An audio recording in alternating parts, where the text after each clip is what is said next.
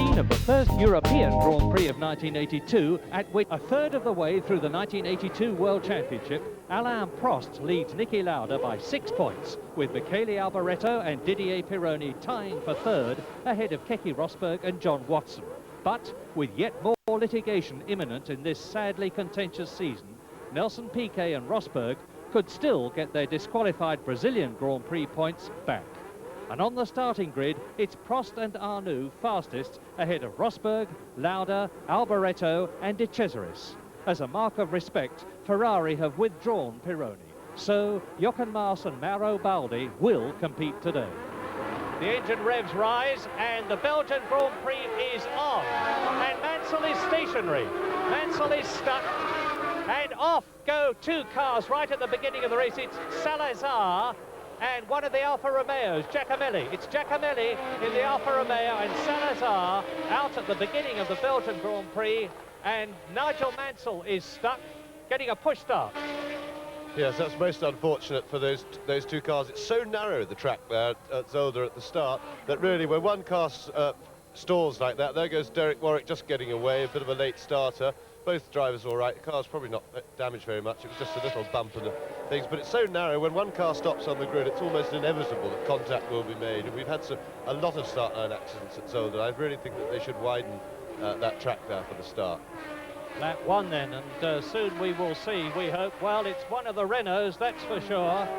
And behind him is Rosberg. And I can't identify which of the Renaults is in the lead at the moment, but certainly it is Renault's first and third with the very determined Finnish driver, Keke Rosberg. It looks like René Arnoux, and it is René Arnoux who has had such terrible luck this season. And up behind Alain Prost is Niki Lauda in the Marlboro McLaren. And tyres, as ever, are going to count in this race. So Rosberg second, then Prost goes through, then Lauda, there's Alboreto, there are Patrese and Piquet, and through they go. And you will have noticed that Derek Warwick had a bad start at the beginning. So one lap has now been completed. There is the spread out as they go down to the canal turn, with the enormous canal you will see in the background as they turn. There it is. And René Arnoux is, as he has done so many times before, leading from the start with Rosberg, Prost, Lauda, De Cesaris, Alboreto, Patrese, Piquet, and there is Elio De Angelis in about 9th position. And see now how Keke Rosberg seems to be getting the measure of the leader Arnoux, but Arnoux pulls away on sheer power there, as does Prost behind him in third place. But it's a terrific race at the opening of this 70-lap Belgian Grand Prix. I remind you, René Arnoux leads, Keke Rosberg second, there they are, and Lauda's going through and taking Prost up into third position. Goes the determined Austrian Niki Lauda with Prost behind him, and then De Cesaris. Yes, excellent piece of driving by Lauda. He was looking at the manoeuvre the previous lap, practicing it, possibly working out how he's going to do it. Here we see it again. He's obviously come through the two previous corners very well to get that first to the Renault, and he's been able to outbrake the heavier Renault into the corner. And I think he'll now go away and chase Rosberg. But, of course, I think Rosberg looks to me as if he's going to go a lot quicker than he is at the moment. If he can get past Arnoux, he's going to have the same problem, and he'd be well advised to be looking in his mirrors then, although he probably couldn't have seen what Lauda did, and picked that as probably the only real passing spot on the circuit for him. And Keke Rosberg, of course, has got a score to pay off because he had his second place cancelled from Brazil. De Cesaris is through as well. Right, so Alain Prost, as he did in the previous race at San Marino, looks as though he has struck trouble. And that is the World Championship leader, Alain Prost, 6 points ahead of Niki Lauda. And now, look at the battle between Arnoux and Keke Rosberg is going, and he's through! Into the lead goes Keke Rosberg, and this is lap 5 in this 70-lap race. Incredible place to do it, between the two right-handers. That's the most extraordinary piece of opportunist driving, but he succeeded with the manoeuvre, so full marks to Keke Rosberg. Of course, having to take every opportunity with these runners. If they present one, you've got to pass. That's Prost. It looked to me as though Prost put his hand up and is out of the race. Let's check. There goes Niki Lauda. Well, we'll have to take another check because Niki Lauda goes through, and could it have been Arnoux? Where is Arnoux in relation to Keke Rosberg? It must have been René Arnoux. I saw a Renault and I saw that it is. Niki Lauda is in second place, and on lap 6 then, we have the sensational situation that it would appear this early as though René Arnoux, the race leader, is once again, with his bad luck jinx striking, out of the race. Alain Prost is down, and there is the Renault pit, and that must be, we'll get a close look hopefully in a minute, René Arnoux. 2 World Championship Grand Prix to his credit in the past, but today is not going to be another one. Well, now watch Andrea De Cesaris in the Alfa Romeo, because it looks to me, with Rosberg going through and there is Lauda, as though De Cesaris is closing up. There is De Cesaris, there is Prost 4th, Patrese 5th, Alboreto 6th, and John Watson, it looked like, in 7th position. Keke Rosberg, and he is on lap 8 in this 70-lap race.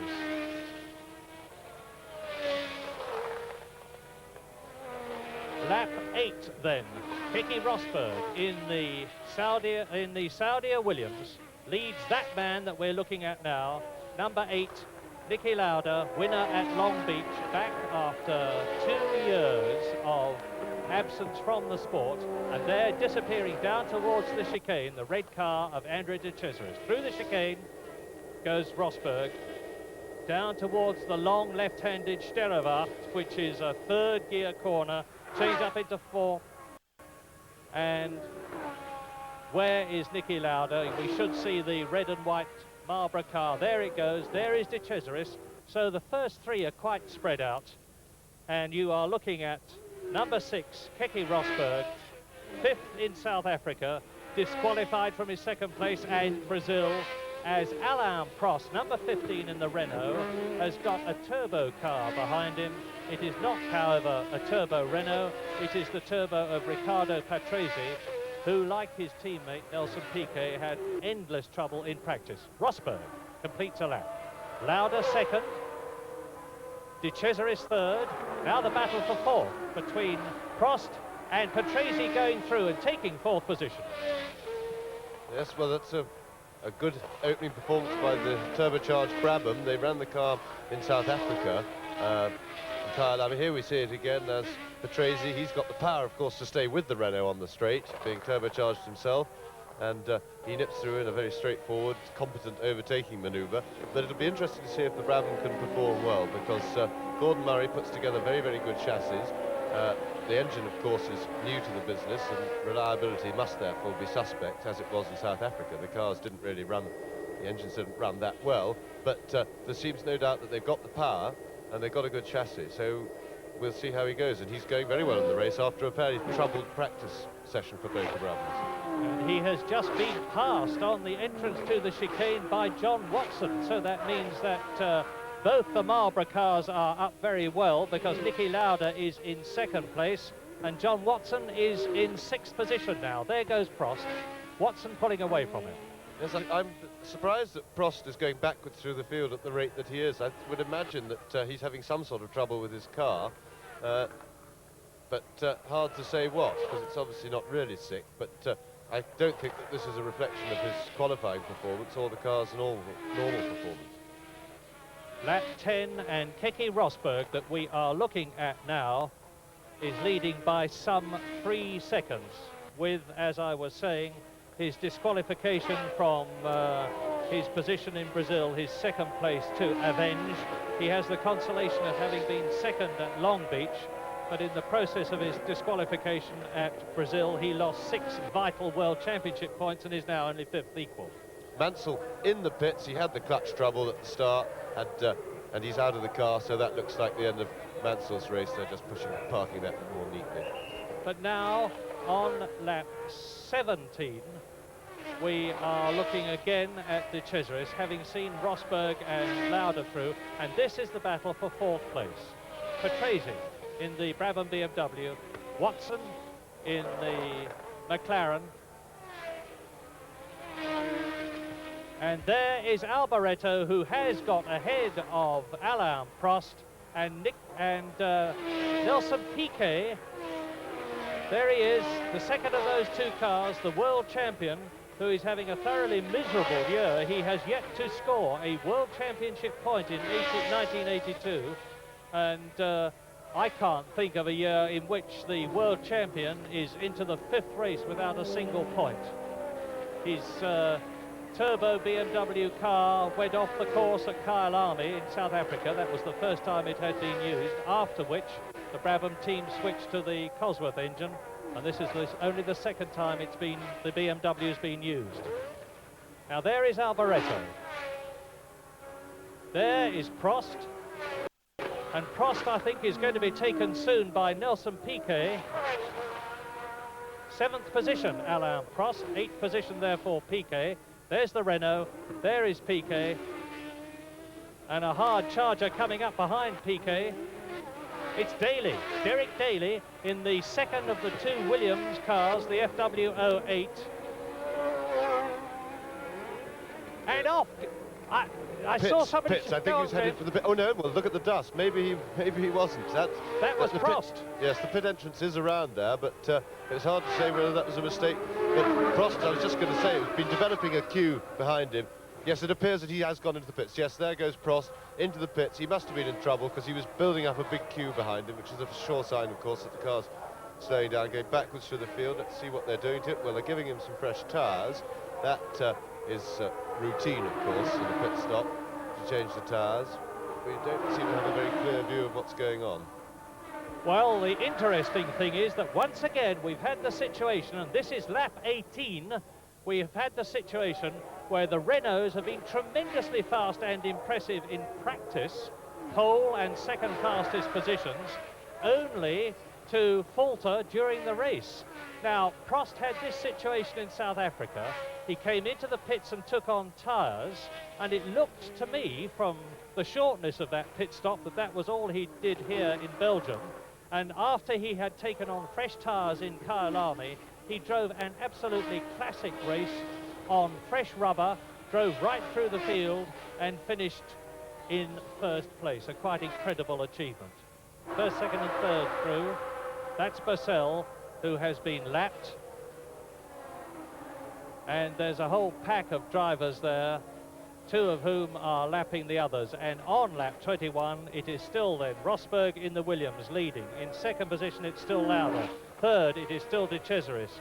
4th, it is still Patrese, but he has got in 5th place Watson right behind him. Then 6th, Alboreto. 7th is Daly. 8th is Nelson Piquet.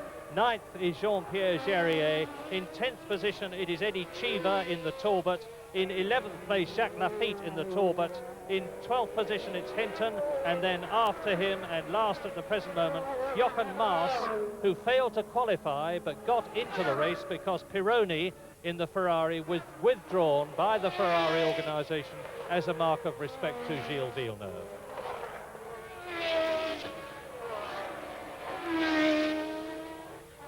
There is Prost,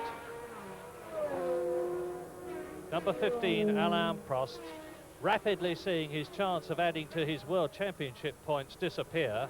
And Niki Lauda, on the other hand, now on lap 23, has got the prospect of at least 6 points for this race if he can keep going. And let's see where he is. That was Rosberg through. And Lauda scrambles past the arrows of Mark Sura and laps him in the process. And if Lauda gets those 6 points, it would make him equal with Alain Prost in the World Championship at the head of it, provided, of course, that Prost doesn't keep going and get a point or two himself. So, Sura there in the middle. Lap 24, Keke Rosberg leads. Niki Lauda in 2nd position, De Cesaris 3rd, Patrese in 4th position, Watson in 5th position, and in the last World Championship score point position, Michele Alboreto, 7th Daly, 8th is Nelson Piquet, and in 9th position, Eddie Cheever. Alain Prost in the pits again.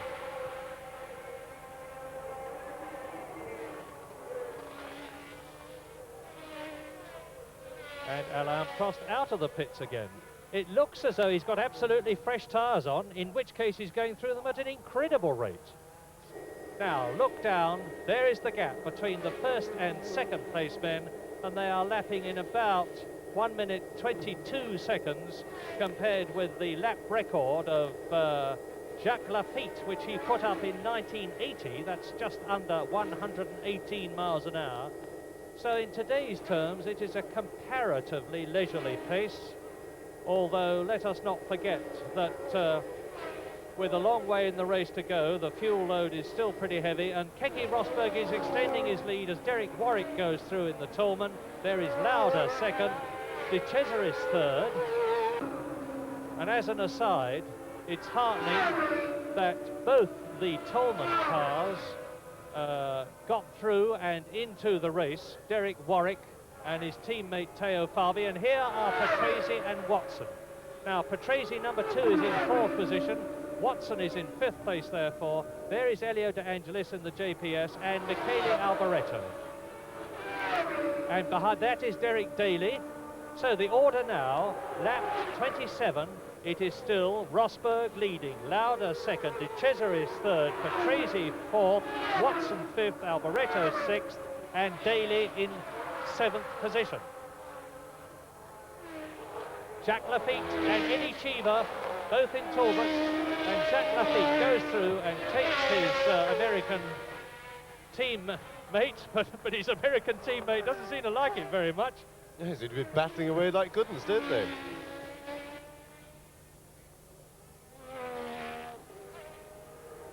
This is the battle for 9th position, actually, with Jacques Lafitte holding it at the present moment. And a good old traffic jam going down to the chicane. Onto the Terlarman. And that's Brian Hinton getting in the way of Nelson Piquet, from Piquet's point of view, with Lafitte and Cheever 9th and 10th. So this is the 8th, 9th, 10th battle. And Lafitte is through. Yes, Henton managed to get completely in everybody's way there, as far as I could see, and I don't think that Piquet will be a happy man about that, because it cost him potentially the place, and he's got a bit boxed by Henton, who should have let him through earlier. This is the order then, as we watch the battle for 8th position between Piquet, Lafitte and Cheever. And Piquet seems to have repassed Lafitte, who's putting us, they're really battling away, those three. Lafitte putting a wheel on the grass. I would think that Piquet probably got past on the straight with the power of his turbo, going away from that hairpin. Lap 29 out of 70. Keke Rosberg leads. Second, Lauda. Third, De Cesaris. Fourth, Patrese. Fifth, Watson. Sixth, Alboreto. Seventh is Daly. In 8th position is Nelson Piquet. And let us now very quickly consider the World Championship situation as that good old scrap goes down towards the chicane. Alain Prost, who leads the World Championship, is not in the points position at the moment. Niki Lauda, who is second in the championship, is second in the race. Michele Alboreto, third in the championship, sixth in the race. And Didier Pironi, who is equal in the championship, didn't start. And Keke Rosberg, who is fifth, is in the lead. There he goes, fifth in the World Championship, in the lead in the race, and he is on lap 30 out of 70. And now De Cesaris, number 22 in the Alfa Romeo, is really closing up on the second place man Niki Lauda in the McLaren.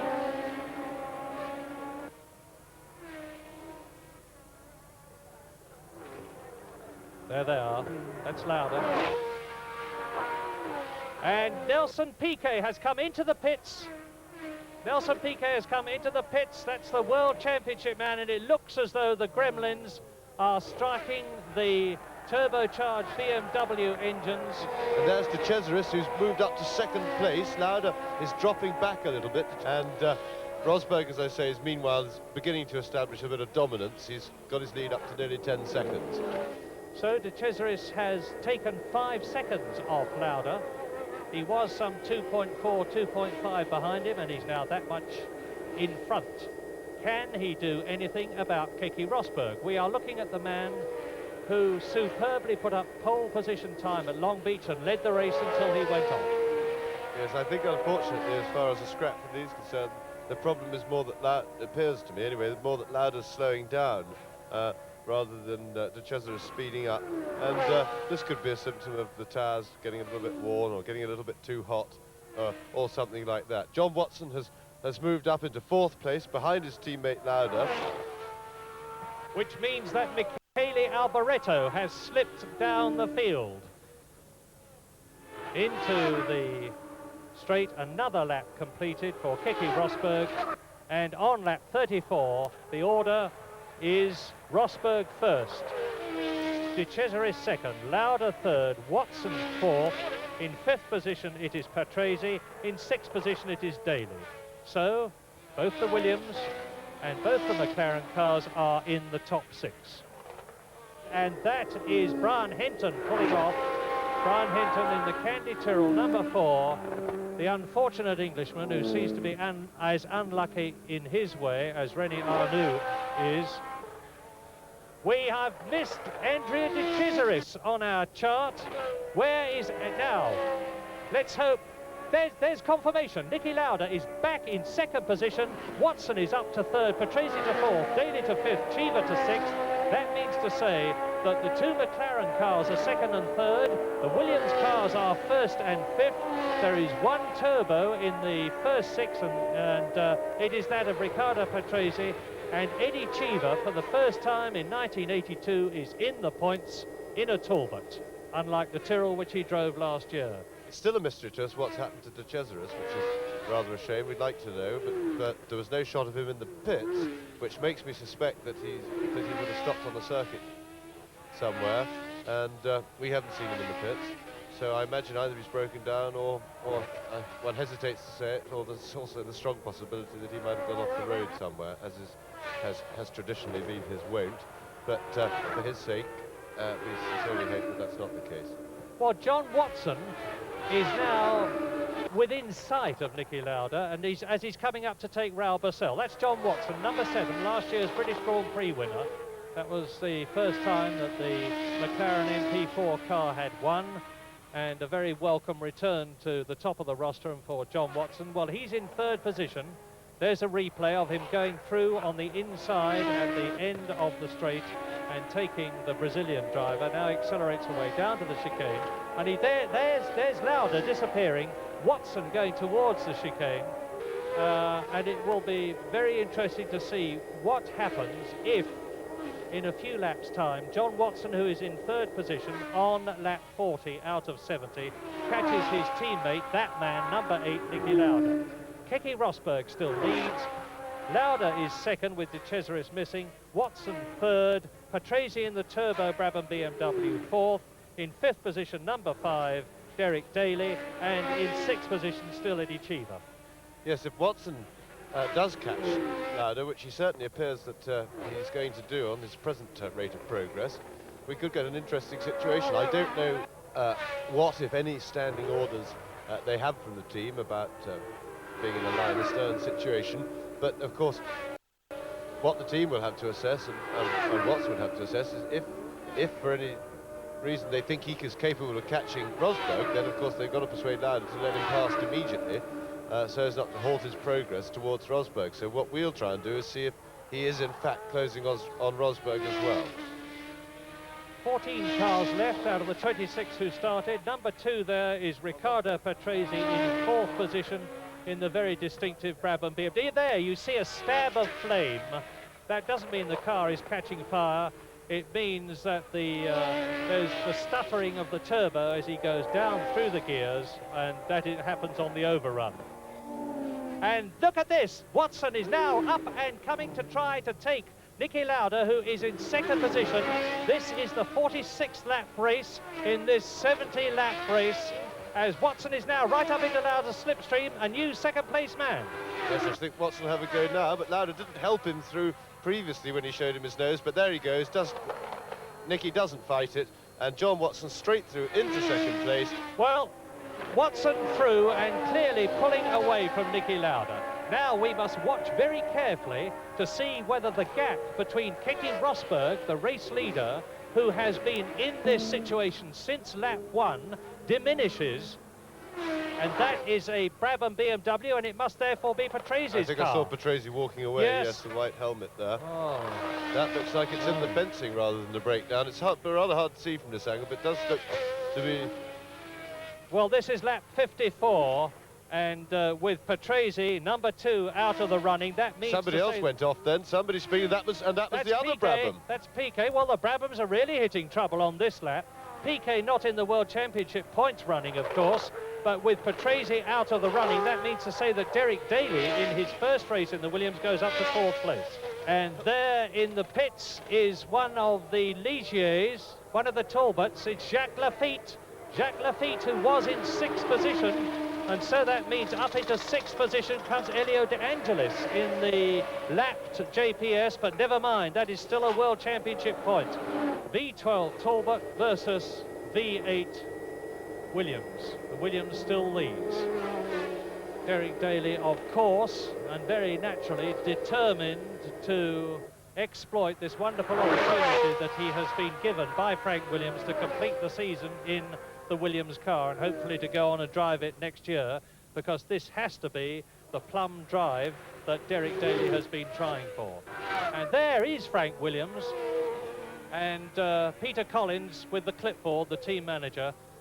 Down there is Derek Daly, so clearly Cheever has harried him off the course.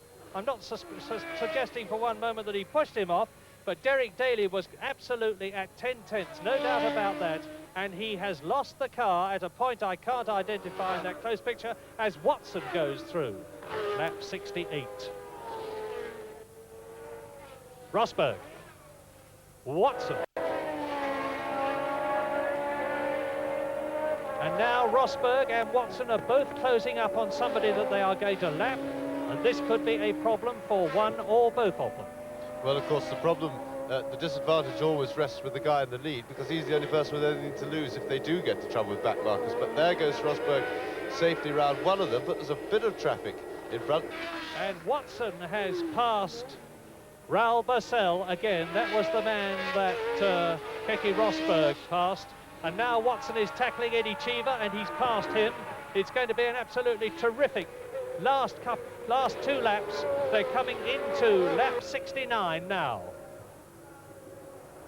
The gap is 0.97 seconds, less than 1 second in this unexpectedly, tremendously exciting finish to the 1982 Belgian Grand Prix.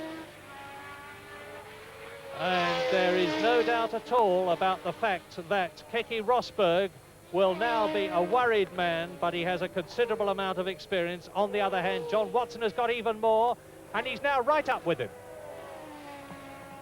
Yes, Watson is now in a position to attempt to overtake, and Rosberg, you can see, is taking the left-hand side of the straight to make sure that he has the inside line when they turn into the chicane at the end. He's kept that all in one piece, but Watson will be looking for ways around. But I think Rosberg has the experience and the lack of inhibition to blatantly block for this time. I think that it would be poor effort if he let Watson pass. The circuit is not conducive to overtaking. 2 laps to go, but this is where Watson should be attacking if he's going to, but he's dropped back a bit. He wasn't really in position to attack there for some reason. Down to the Boulderberg, and off goes Rosberg, and Watson is through. Change of lead. Rosberg goes out, hits the curbing at the side, and now, as the crowd waves, let's have a look at it again. Rosberg, now let's see where Rosberg stepped out. Yes, well, he came in too quick there, Murray, and that really was, I have to say, a very, very poor piece of driving by Rosberg under pressure.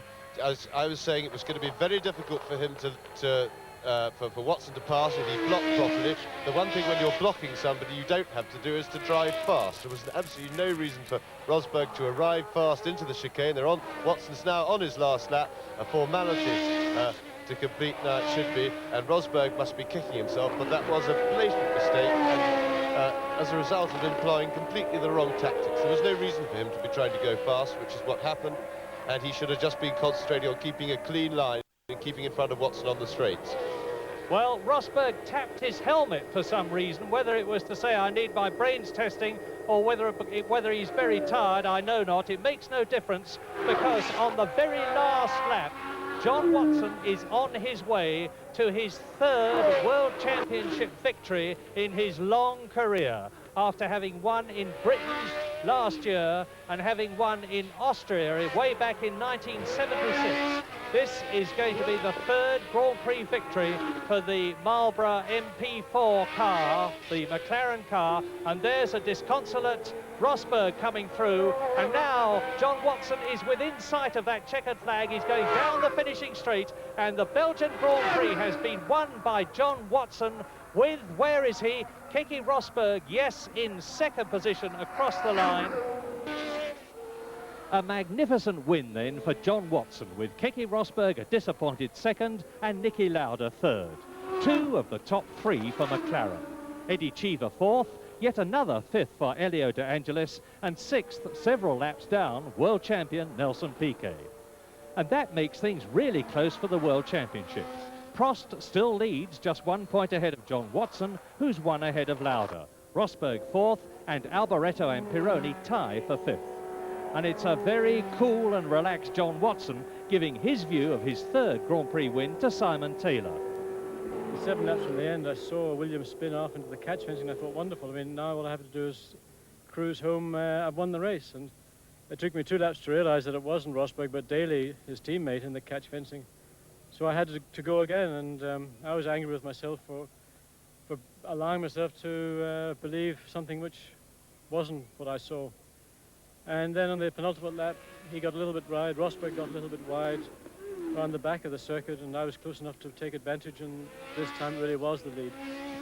And I won the race. When you came up to pass Niki, did he give you any problems, or did he simply wave you by? Well, Niki actually, I thought, behaved atrociously. I mean, for a driver of his experience, and he deliberately blocked me and did everything he could to stop me passing. But in all truth, no, he was a normal Niki Lauda, a perfect gentleman on the racetrack, and he saw what was happening. He saw that I was catching him much quicker than he could go. And, you know, good drivers don't stop other drivers overtaking. It's as simple as that. And it's in the interest of the team, more than the individual, to have one car higher than the other if it's possible. John, in among all the rejoicing with your splendid third Grand Prix victory, we alas can't forget the accident yesterday that cost the life of Gilles Villeneuve. Do you think that Formula One has any lessons to learn from Villeneuve's accident? Motor racing is very dangerous. That's a fact that everybody is aware of, drivers, everybody involved in it. And an accident yesterday, like with Gilles, was, you know, was a very sad situation. It's an outstanding driver lost his life through what was, in my opinion, a pure motor racing accident. And that's the risk involved in motor racing. Unfortunately, it will always be there. As long as you have men wanting to race cars, there will always be that risk. Accepting those risks on a day of sadness, 26 drivers today fought an excellent Belgian Grand Prix. A very worthy and popular winner, and a tense World Championship situation as the Grand Prix world prepares for the unique round the houses Monaco Grand Prix in 2 weeks' time. Join us there. Monaco Grand Prix.